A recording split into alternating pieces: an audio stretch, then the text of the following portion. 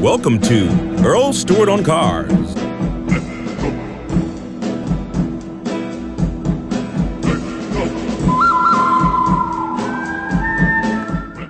Let me read this text. Earl, my Ford dealer is offering me a really great deal on almost a new closeout Ford Fusion SE.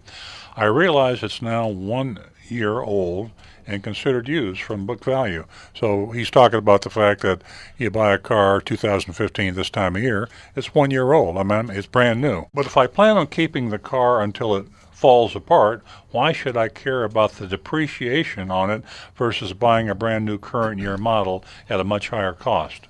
Anyway, as soon as the current year model hits the curb, isn't it going to depreciate as well, albeit not as much?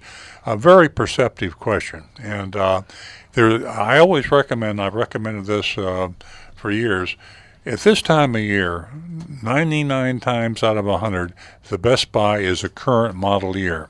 Now, if you buy a brand new 2016 that just came out yesterday, and it's a hot car, meaning high demand, low supply, you're going to pay too much money for it. So I'm not suggesting that you buy the current model year today when it came out.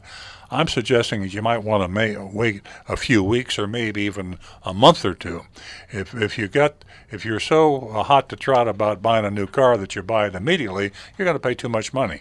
But if you buy a new model, by the time 2 months from now, prices will come down measurably. But the one exception is the one that this texter alluded to, and that is if you're going to keep a car forever, and I don't mean literally. The average car right now is 11.6 years old. If you want to keep that car for 15 years or 20 years and get all the use out of it until you just can't drive it anymore, depreciation is academic. It's not going to be, if you got a 2015 that's 20 years old or a 2016 that's 20 years old, it doesn't make any difference. But most people don't keep their cars that long. And most people are going to trade their car probably every 4 or 5 years. And if you're going to do that, or if you're going to trade it sooner, you really ought to buy the current year model. Not right away, the 2016. Wait at least a few weeks. You'd be surprised how fast those prices drop in just a month or two at that car dealership.